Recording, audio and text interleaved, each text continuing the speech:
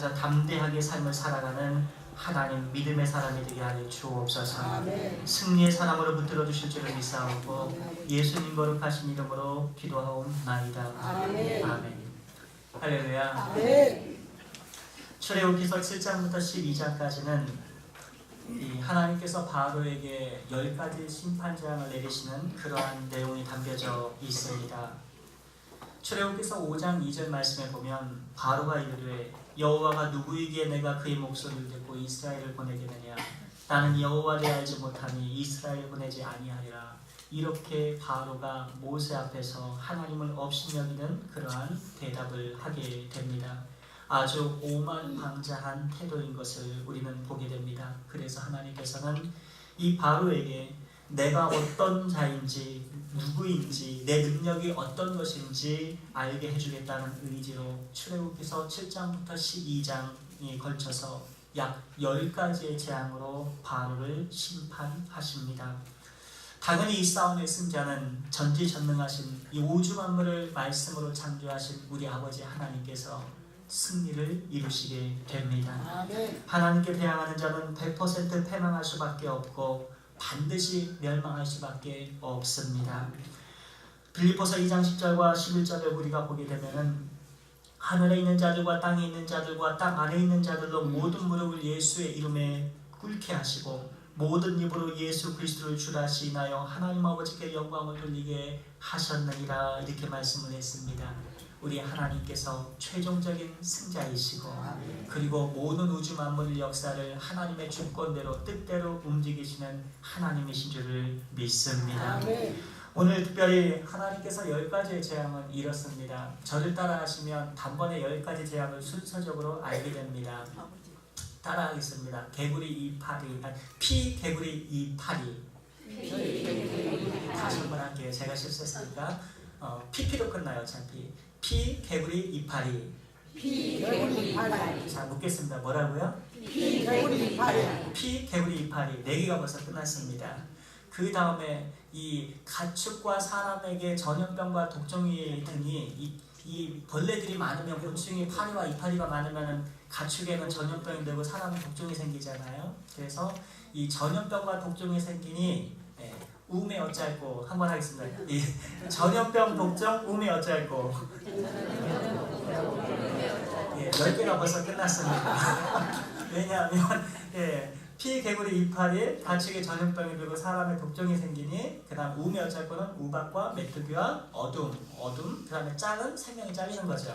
그래서 마지막 장자의 생명이 잘려서 우메 어쩔고 해서 10가지가 벌써 끝났습니다. 피 개구리 이파리 전염병 독종 우메 어쩔고 이렇게 해서 10가지를 단숨에 끝내버리고 말았습니다. 여러분 히브리서 10장 31절에 우리가 보게 되면 살아계신 하나님의 손에 빠져들어가는 것이 무서울진저 그랬습니다. 하나님이 심판하시기로 작정하시고 진노하시면 재앙을 내리시면 하나님의 심판을 빠져나갈 자가 아무도 없다는 것입니다. 그런데 자유주의 신학자들은 10가지 재앙이 역사적인 기록물 가운데서 찾을 수 없다는 이유로 이 내용을 출애굽기 7장부터 12장까지의 내용을 이 신화다 이렇게 말을 합니다. 아마도 애국 사람들에게는 이 하나님의 10가지 재앙이 심판이 생각하기도 싫은 상당한 수치였고 끔찍한 공포 자체였을 것입니다. 그래서 고의적으로 역사적 사건을 삭제했을 가능성이 매우 높다고 역사가들 또한 말합니다. 하지만 하나님의 말씀인 성경은 바로에 대한 하나님의 무서운 10가지 심판을 고스란히 기록해 놓고 있습니다.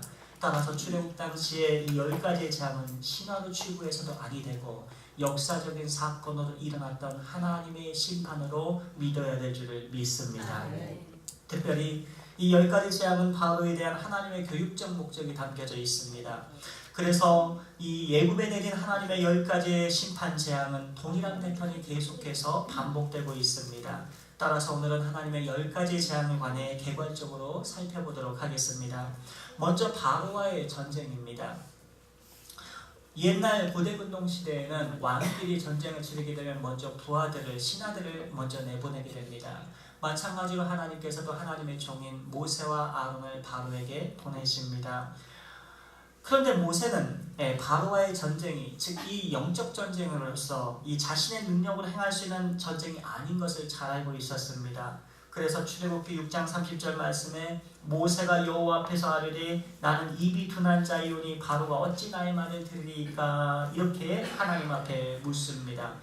그런데 사도 바울도 비슷한 고백을 하나님 앞에 했던 것을 우리는 보게 됩니다.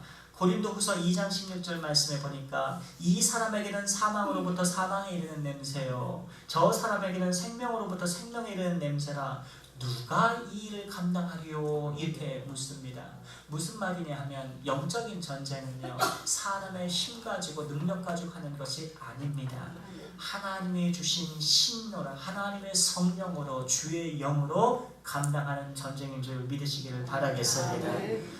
사람이 감당할 수 없었기 때문에 모세도 감당할 수 없다고 그랬고 사도 바울도 감당할 수 없다라고 이야기를 했습니다. 하지만 영적 전쟁은 오직 하나님의 절대 주권 안에 있음을 우리는 믿어야 될 것입니다. 그래서 하나님은 전쟁에 나간 모세에게 두 가지 선물을 주시는데, 하나는 authority, 권세와 하나는 메시지, 말씀을 주셨습니다. 출애굽기 7장 1절 말씀에 보니까 여호와께서 모세에게 이르시되 볼지어다 내가 너를 바로에게 신같이 되게 하였은즉 내 형 아론은 내 대언자가 되리니, 이렇게 말씀을 하셨습니다. 하나님께서 이 모세를 이 바로 앞에서 신처럼 이 권세와 말씀으로 능력으로 함께 하셨다는 것을 의미합니다. 여기서 우리는 한 가지 권세에 대해서 생각해 볼 필요가 있습니다. 여러분, 하나님의 주신 선물 가운데에서 여러분 권세가 좋습니까? 능력이 좋습니까? 물론 둘 다 받으면 좋지만 저는 권세가 더 좋다고 생각을 합니다. 왜냐하면 고속도로에서 이 경찰이 120km 달리는 덤프 트럭을 세울 수 있는 것은 그의 권세로부터 오는 것입니까? 능력으로부터 오는 것입니까? 권세로부터 오는 것입니다. 아무리 삼성 이건희 회장이나 이 현대 정주영 회장이 능력이 많다고 할지라도 권세자 앞에 한번 잘못해버리게 되면 회사가 결제에 다 도산되고 맙니다. 마찬가지로 우리는 하나님의 권세를 물려받고 예수님의 권세로 우리가 귀신을 쫓아내고 예수님의 권세로 영적 전쟁에서 승리할 수 있게 되는 것을 믿어야 될 줄을 믿는 것입니다. 요한복음 1장 12절 말씀에 영접하는 자 곧 그 이름을 믿는 자들에게는 하나님의 자녀가 되는 권세를 주셨으니라고 말했습니다. 여러분이 받은 권세는 보통 권세가 아닙니다. 예수님의 권세이고, 그래서 예수님의 이름으로 기도하면 마귀가 쫓겨나가고, 그리고 예수님의 이름으로 기도할 때에 하나님께서 우리의 기도에 반드시 응답을 해주시는 줄 믿습니다. 물론 하나님의 뜻에 합당한 기도를 드려야만 됩니다. 아버지의 뜻대로, 주님의 뜻대로 주의 나라를 위해서 기도할 때에 우리의 성품이 변하고 우리의 인생 목적이 바뀌어서 하나님께 영광 올려드리는 기도를 할 때에 하나님께서 반드시 하늘에서 뜻이 이루어진 것 같이 땅에서도 이루어지는 귀한 역사가 일어나게 될 줄을 믿습니다. 둘째로 모세에게 하나님께서 말씀을 주셨는데, 출애굽기서 7장 2절 말씀을 보게 되면 내가 내게 명령한 말을 너는 내 형 아론에게 말하고 그는 바로에게 말하여 그에게 이스라엘 자손을 그 땅에서 내보내게 할지니라, 이렇게 말씀하셨습니다. 하나님의 권세와 말씀을 지닌 것은 엄청난 은혜의 선물입니다. 감사한 것은 우리들에게도 하나님은 세상 권세를 이길 수 있는 예수님의 이 권세와 더불어서 예수 그리스도의 복음, 즉 하나님의 말씀을 우리에게 동시에 붙들려 주셨다는 것입니다. 그렇다면 왜 하나님은 모세에게 이 권세와 말씀을 주셨는가? 그것은 영적 전쟁을 수행해서 전쟁의 승리를 위해서 주신 하나님의 권세와 하나님의 말씀인 줄을 믿으시기를 바랍니다.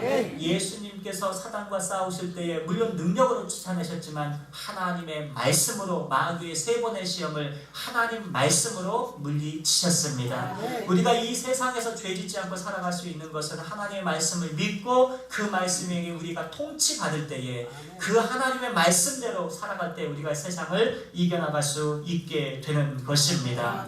그러니 이 모세 뒤에는 누가 있었냐면 하나님께서 배후에 계셨고, 이 예입교회 배후에는 누가 계시는 거 아니에요? 하나님이 동일하게 계시는 것입니다. 그래서 칼빈은 이 본문을 해석할 때에 하나님의 위대한 능력이 연약한 인간들에 감춰져 있다, 이렇게 주석을 했습니다. 그러므로 여러분 뒤에 하나님의 계심을 믿고 늘 하나님을 의지하여 우리는 약하지만 강하신 전능하신 하나님, 전지전능하신 하나님으로 이 세상을 담대하게 믿음으로 승리하며 살아가시기를 원합니다. 아멘. 하나님의 종 모세와 아론처럼 바로 편에서는 역시 애굽의 이 마술사들과 요술사들을 종으로 내보냅니다.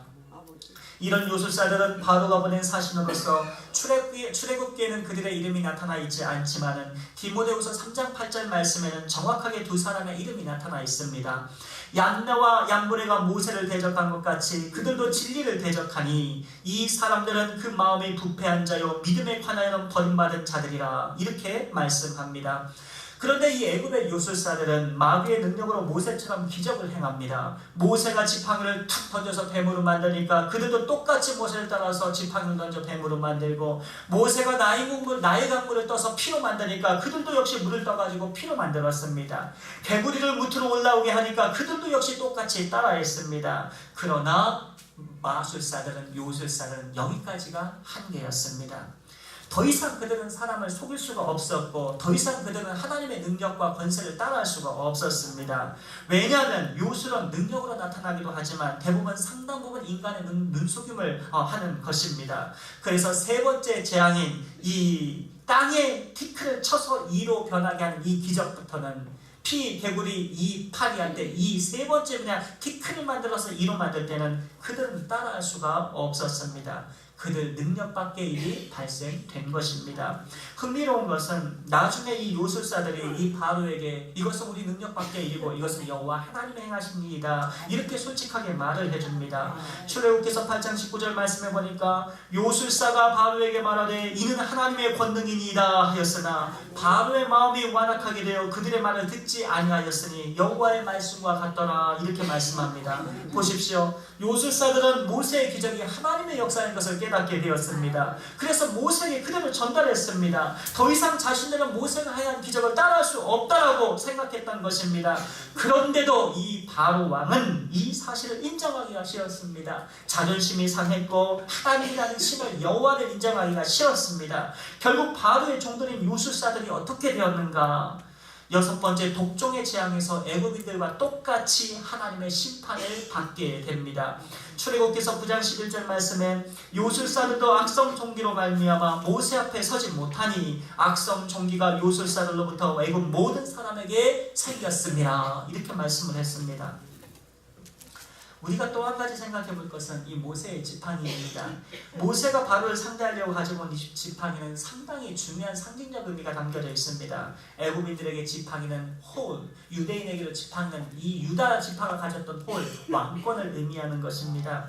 그런데 모세가 지팡이를 들고 와서는 바로에게 대항합니다. 그러니 바로가 얼마나 화가 나고 분노했겠습니까? 많은 사람들이 지켜보고 있습니다. 한 나라의 왕은 이 한 명밖에 없어야 되는데 왕권을 상징하는 지팡이를 들고 모세가 찾아왔으니 바로가 이것을 인정할 리가 없습니다.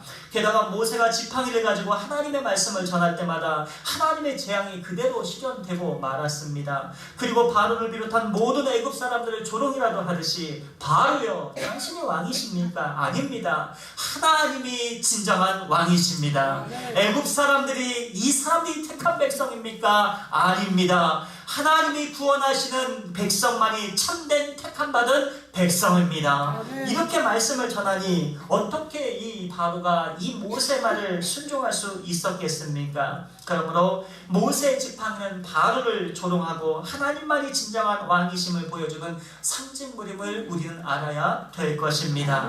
그렇다면 왜 하나님께서는 이 바로를, 애굽을 심판을 하셨을까? 우리는 살펴볼 필요가 있습니다. 출애굽기 7장부터 22장까지 12장까지의 말씀을 우리가 보게 되면 하나님의 주권, Sovereign of God, 하나님의 주권이 어떠한지를 잘 나타나 있습니다. 먼저 하나님의 주권을 드러내는 말씀을 몇 가지 제가 읽어드립니다. 출애굽기 7장 5절 말씀에 내가 내 손을 애굽 위에 펴서 이스라엘 자손을 그 땅에서 인도하여 낼 때야 애굽 사람이 나를 여호와인 줄 알리라 하시매 7장 17절 말씀에도 여호와가 이같이 이르노니 내가 이로 말미암아 나를 여호와인 줄 알리라. 볼지어다 내가 내 손에 지팡이로 나의 강을 치면 그것이 피로 변하고 그랬습니다. 8장 10절 말씀에서도 그가 이르되 내일이니라 모세가 이르되 왕의 말씀대로 하여 왕에게 우리 하나님 여호와 같은 이가 없는 줄을 알게 하리니 그랬고, 8장 22절 말씀에도 그날에 나는 내 백성이 거주하는 고센 땅을 구별하여 그곳에는 파리가 없게 하리니 이로 말미암아 이 땅에서 내가 여호와인 줄 내가 알게 될 것이라 그랬습니다.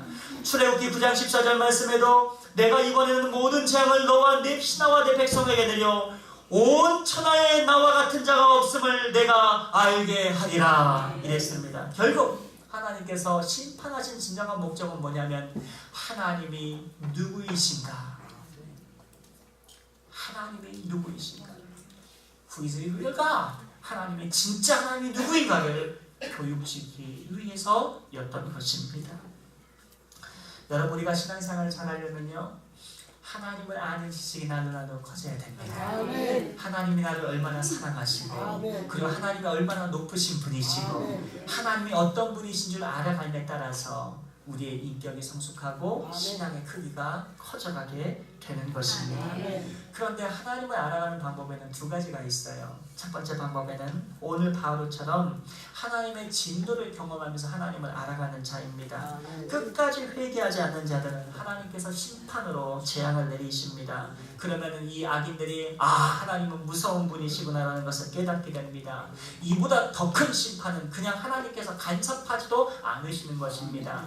로마서 24장 26절 28절의 말씀처럼 그냥 유기한 채로 내버려 두는 것입니다. 마음대로 살아라. 그리고 마지막에 지옥으로 떨어지는 인생이 가장 불쌍한 인생이고, 그 다음 불쌍한 인생이 바로 하나님의 심판과 진노를 경험하면서 하나님을 알아가는 자들입니다. 만약 이렇게 해서 회개하면 하나님의 택한 백성이지만 그래도 바로처럼 끝까지 회개하지 아니하면 그는 안타까운 인생인 것입니다. 그러나 하나님의 사랑하는 택한 백성은 어떤 백성이냐 하면 하나님의 자비하심과 인자하심을 깨달아감으로 하나님을 알아가는 자들입니다. 십자가를 경험하고 예수님이 나를 사랑하셔서 나 같은 자를 위해서 십자가를 못 박혀 죽으셨다는 그 사랑을 깨달으면서 하나님을 알아가고, 말씀을 통해 하나님을 알아가고, 주의 은혜를 통해 알아가는 자들, 이러한 사람들이 하나님의 복받은 인생인 줄을 믿으시기를 바라겠습니다. 로마서 11장 22절은 말씀합니다. 그러므로 하나님의 인자하심과 준엄하심을 보라.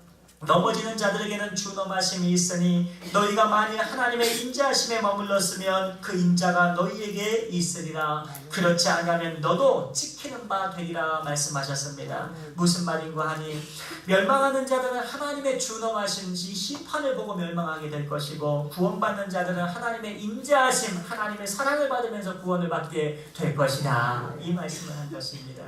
오늘 말씀을 통해서 하나님의 인자하심을 누리시고 하나님이 나 같은 자를 사랑하시는 그 은혜에 감사하시기를 원합니다. 우리는 하나님의 진노와 어미를 통해서 하나님을 알게 된 자들이 아닙니다. 우리는 십자가 복음을 통해서 하나님의 인자하심을 깨닫고 하나님의 사랑을 알게 되었습니다. 하나님이 얼마나 우리와 나를 또 사랑하시는지, 그 모진 고통을 나 같은 자를 위해서 십자가의 고통을 당하셨는지 하나님의 사랑과 긍휼을 십자가의 복음을 통해 깨닫게 된 것입니다. 그러므로 여러분은 주님 오시는 그날까지 하나님의 헤세이드, 하나님의 긍휼하신 가운데서 늘 영적인 기쁨과 즐거움으로 하나님께 감사하며 예배하는 예배자가 되시기를 축원을 드립니다. 그렇다면 하나님께서 이 바로를 어떻게 애굽을 심판하셨는가, 그 심판 방법을 우리가 살펴볼 필요가 있는데, 하나님의 심판 이 시기를 우리가 한번 생각해 볼 필요가 있습니다. 출애굽기 7장 7절 말씀에 보니까 그들이 바로에게 말할 때 모세는 80세였고 그랬습니다. 그러니까 하나님의 심판이 첫 번째 피의 심판, 나일강의 피의 심판이 시작한 것이 모세 나이가 몇 세 때요? 80세 때 시작이 됐습니다.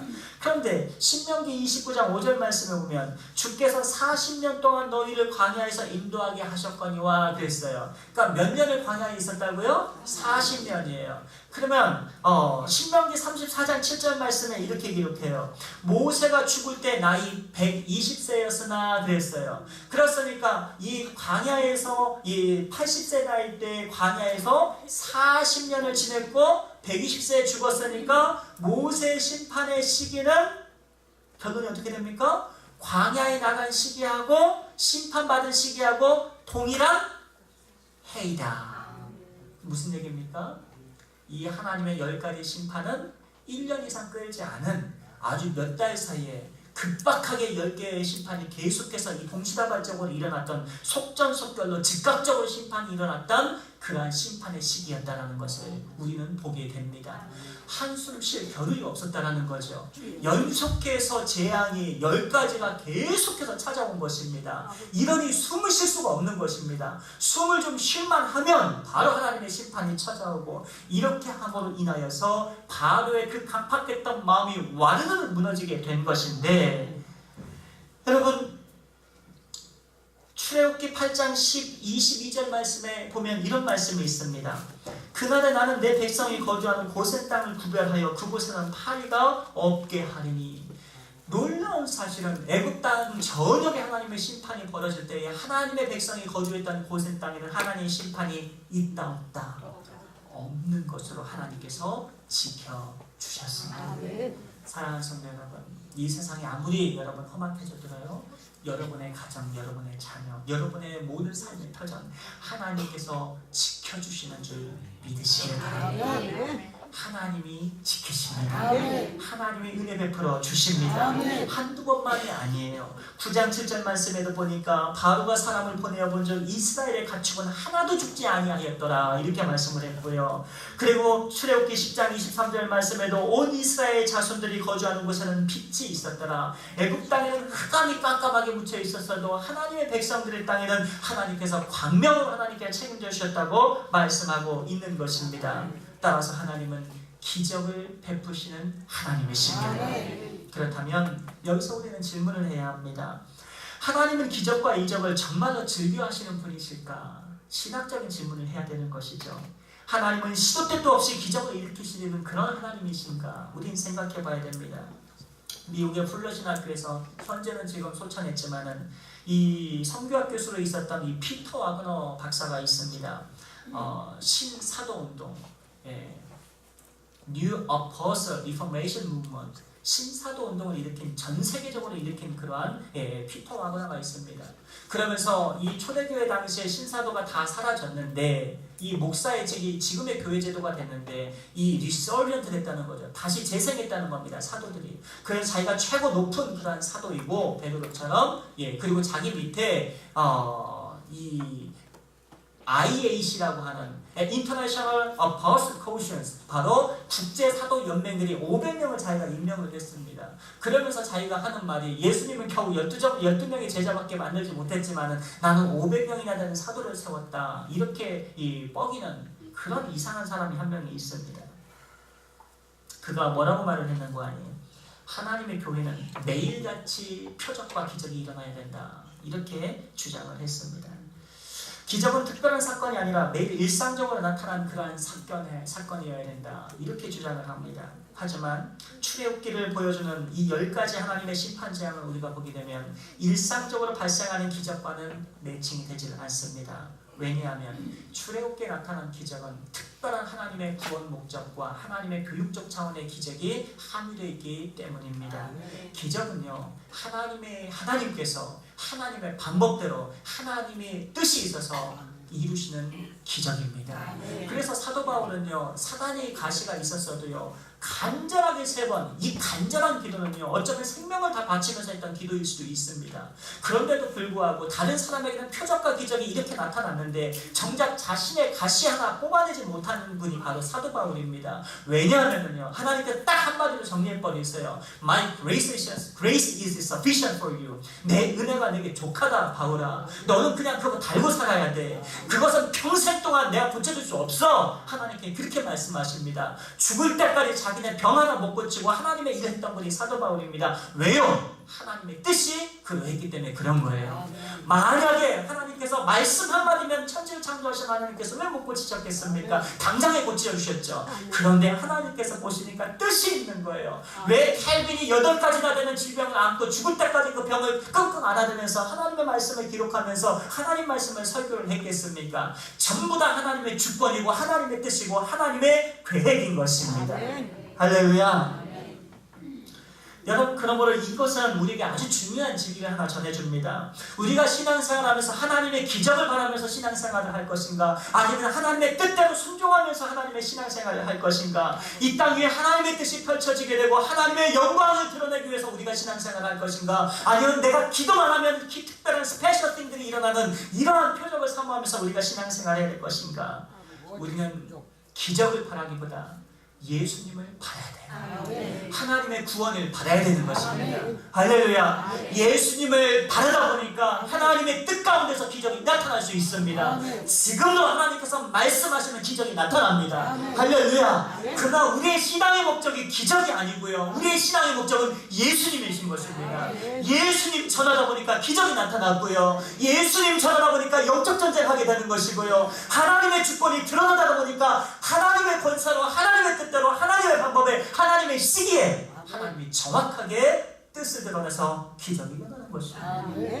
할렐루야. 물론 저는 완전히 저기 탈고 신학교나 웨스터민더 신학교나 개혁주의 신학자들 가운데에서도 이 유럽이나 화란 쪽의 이 신학자들은 그나마 좀 넓게, 스펙트럼이 좀 넓게 갖고 있습니다. 신학적인 영역이. 그러나 미국 쪽으로 넘어오게 되면 계명주의 사상, 플라톤의 이 디카톤이 이분법적 사고가 있어가지고요, 디아드 그 다음에 디스월, 나눠버려요. 모든 것을 다 이분법적으로 나옵니다. 영적인 것, 세속적인 것, 흑암, 이런 이원론적인 사고관을 이 서구 사람들이 계몽주의에 갖다 보니까 영적인 것을 아예 부정해버린 사람들이 있었어요. 그런 결과가 미국의 신학의 근본주의자들 가운데 나타날 때가 있습니다. 그러나 저는 그렇습니다. 개혁주의자지만은요, 학문을 더 깊이 하고 하나님 말씀을 더 깊이 팔 때마다 하나님은요 주권자세요. 하나님의 방법이신 겁니다. 인간의 힘으로 해야 될 수가 없는 것입니다. 하나님은 인간의 지식과 이성과 능력과 절대로 하나님을 알아갈 수가 없어요. 하나님이 보여주셔야, 말씀해 주셔야 우리가 알 수 있는 것들 뿐입니다. 그러므로 우리가 기적은 나타나지만 신앙의 목적은 기적이 될 수 없고 예수 그리스도의 복음이 우리 삶의 목적인 것이다. 이렇게 말씀을 드립니다. 그러므로 하나님이 요구하시는 예수님을 이 믿음을 우리가 가져서 믿음으로 삶을 살아가고 믿음으로 구원받고 믿음으로 영적 전쟁에서 승리하시는 예일교회 되시기를 축원을 드리겠습니다. 바로 왕의 반응을 우리가 보게 되면은요, 하나님께서 명령하시는 두 가지죠. 첫 번째는요, Let my people go, 내 백성을 가게 하라. 그리고 하나는 내 백성을 하여금 예배하게 하라. 예배하게 하라. Let my people serve God, 제호브. 근데 출애굽기 7장 3절에 가면 아주 흥미로운 표현이 하나 나옵니다. 내가 바로의 마음을 강팍하게 하고, 이런 표현이 나와요. 강팍하다는 이 완악하게 하고, 이 완악하고 강팍하다 이 말 뜻은요, 이 총 18번이 나오게 되는데 9번은 바로가 스스로 완악하게 된 것이고, 나머지 9번은 하나님이 완악하게 했다, 강팍하게 했다, 이런 표현이 나오게 됩니다. 근데 이걸 가지고 이 자유주의 신학자들은 이렇게 말합니다. 하나님께서 바로의 마음을 강팍하게 했으니까, 완악하게 했으니까 모든 책임이 하나님께 있지 않느냐, 그러니까 하나님이 악의 원인자가 되시는 거 아니겠느냐, 이렇게 주장을 합니다. 하지만 이 구절은 그런 의미로 쓰는 것이 아닙니다. 이것은 바로가 이 악한 자기의 마음을 추스리지 못할 정도로, 스스로 통제하지 못하고 조절할 수 없을 정도로 그의 마음이 악으로 가득 찼다는 거예요. 바로가 자기 마음조차도 스스로 조절할 수 없는 그러한 인간이었다, 이것을 표현한 것입니다. 너무나도 마음에 죄와 악이 가득했기 때문에 하나님께서 은혜를 베푸시지 않으시면 그는 계속해서 악을 행할 수밖에 없는 존재다, 그것을 이렇게 표현을 한 것입니다. 결국 바로는 신분이 왕이었지만은, 당시 최고의 권력자였지만은 자기 마음조차도 제대로 통제하지 못했던 연약한 죄인이었던 것을 우리는 성경을 통해 보게 됩니다. 때때로 우리도 내 마음은 내가 스스로 통제하면서 살 수 있다고 착각하며 살 때가 얼마나 많은지 모릅니다. 여러분, 우리 인간이 우리 마음, 내 마음을 잘 통제할 수 있다고 생각하십니까? 그렇다면 왜 사람들이 살인을 저지르고 도적질을 하고 왜 사람들이 죄를 짓습니까? 자기 마음을 통제하지 못하니까 죄를 짓는 거 아니겠습니까? 죄 짓는 거 좋지 않지 않습니까? 죄 짓는 거 이러면 안 된다라고 생각하면서도 우리는 죄를 짓습니다. 죄까지 갈 필요도 없어요. 심리적인 안정감도 그렇습니다. 내가 왜 이렇게 두려워하고 근심을 할까? 내가 이러지 말아야 되는데 하지만 근심하게 되고 심지어 우울증 환자가 생기게 되고 이런 밖의 일들이 우리의 영과 육 가운데서 나타날 때가 많이 있습니다. 인간은요 연약한 존재입니다. 젊었을 때는 열심히 운동도 하고 뛰어다니지만 나이가 60, 70, 80이 넘어가시게 되면 청춘처럼 뛰어다닐 수가 없어요.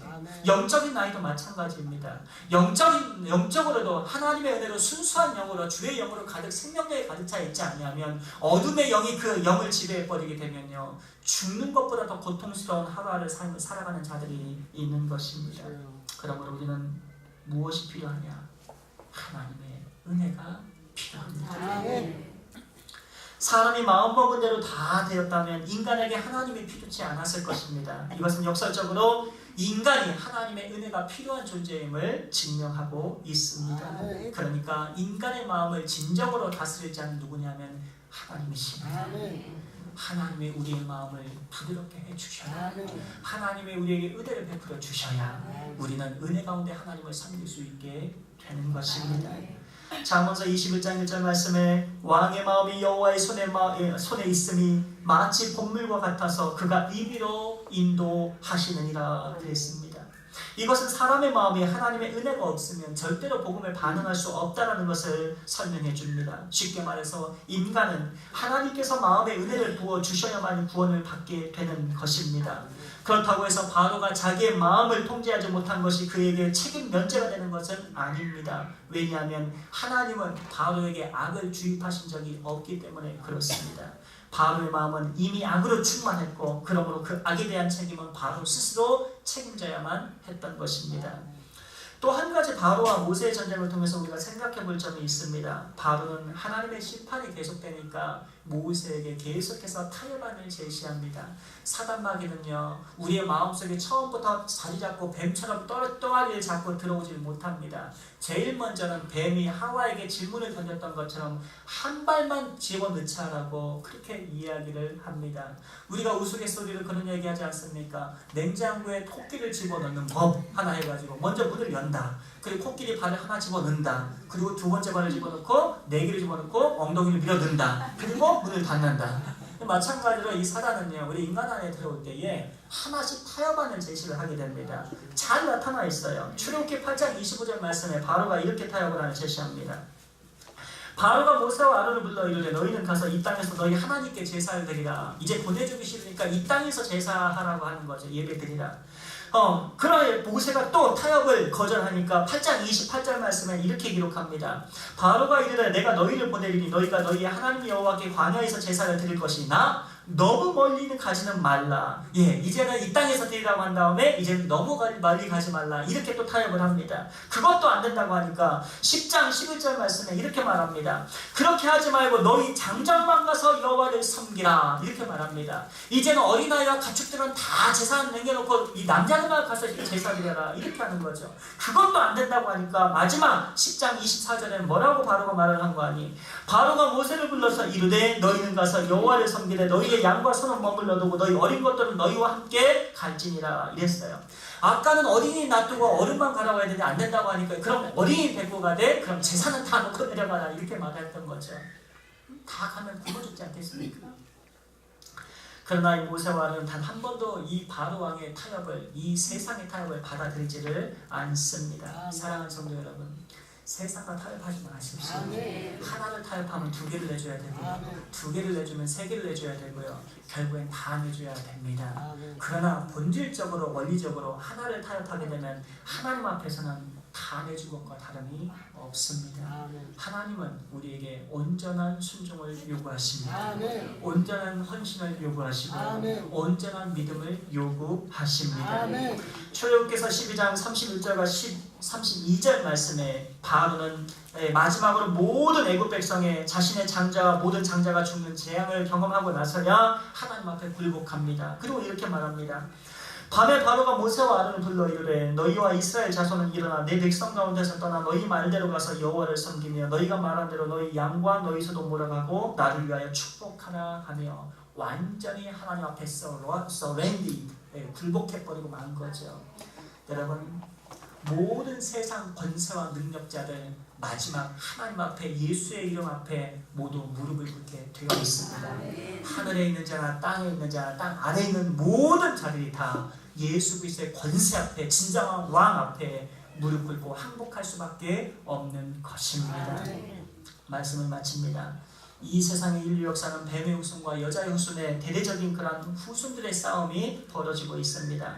하나님은 뱀의 후손들에게 계속해서 재앙을 내리시며 하나님이 얼마나 디그니티, 그의 어미가 어떠하신 분이신지 하나님은 자신의 주권을 드러내십니다. 요한계시록 15장과 16장의 내용을 보게 되면 출애굽기 7장 10절 내용과 아주 흡사합니다. 이 출애굽기에 기록된 재앙의 내용과 비슷한 재앙이 기록되어 있는데 이렇게 하나님은 인류 역사 내내 자신을 대적하는 자들에게 하나님의 심판과 재앙을 내리십니다. 인류 역사적으로 정치와 경제와 그리고 빈곤이나 건강상의 여러 가지 재앙을 내리셔서 하나님의 택한 백성을 보호하셨고 그리고 이 바로와 같이 하나님의 백성을 죽이려 했던 모든 자들을 심판하셨습니다. 이 세상에는 그래서 두 사람들의 종류밖에는 없습니다. 먼저 바로처럼 하나님의 일을 계속해서 해방하는 자들이고 그러나 반대로 이러한 해방 가운데서도 꿋꿋하게 모세처럼 하나님의 백성들처럼 이 믿음을 지켜나가는 그러한 하나님의 사람들입니다. 계시록 16장 15절 말씀에 보라 내가 도둑같이 오리니 누구든지 깨어 자기 옷을 지켜 벌거벗고 다니지 아니하며 자기의 부끄러움을 보이지 아니하는 자는 복이 있도다 말씀하셨습니다. 하나님을 하루하루 그대로 믿음으로 하루하루 살아가는 것이 중요합니다. 하루하루 믿음으로 살다 보면 반드시 결국에는 우리가 구원받게 되어 있고 최종적인 승리를 얻게 될 것입니다. 따라서 우리는 교회에 나와 앉아있으면서도 절대로 하나님을 회방하거나 대항하는 바로 같은 사람이 되어서는 아니 됩니다. 여호와가 누구간데 내가 하나님을 예배하고 누구간데 헌금을 내고 누구간데 기도를 하며 누구간데 헌신하고 충성해야 되겠느냐 이런 생각을 절대로 가져서는 아니 됩니다. 만약 그렇게 되면 하나님의 그 디그니티로 그 근원하심과 어미로 일곱 대접 심판 받듯이 우리의 삶에 심판이 들어올 수 있기 때문입니다. 하지만 하나님을 진심으로 사랑하고 경배하며 찬양하고 예배하는 자들에게는 반드시 아브라함의 복처럼 복 주시고 형통하시고 이 세상에서뿐만 아니라 천국으로 인도하시는 하나님이심을 믿으시기를 바라겠습니다. 이런 하나님의 형통하심과 복과 구원이 예일교회 모든 여러분 모두에 함께 하시기를 주의 이름으로 축원을 드립니다. 기도하십니다. 하나님 감사합니다. 오늘 귀한 말씀을 통해서 하나님이 얼마나 어미하신 분이시고 전지전능하신 주권자의 시기를 깨닫게 하시니 감사합니다. 우리 이런 하나님을 아버지라 부르며 하나님을 믿음으로 하루하루를 살아갑니다. 하나님이 최종적으로 저희 인생 가운데 승리를 안겨주신 하나님이신 믿사오니 우리 예일교회 모든 가정과 사업과 자녀들을 지켜주시고 하나님 어떠한 상황 가운데서도 하나님의 영광을 드러내는 주의 백성으로 축복하여 주시옵소서. 감사드리며 예수님 거룩하신 이름으로 기도하옵나이다. 아멘. 우리 찬송가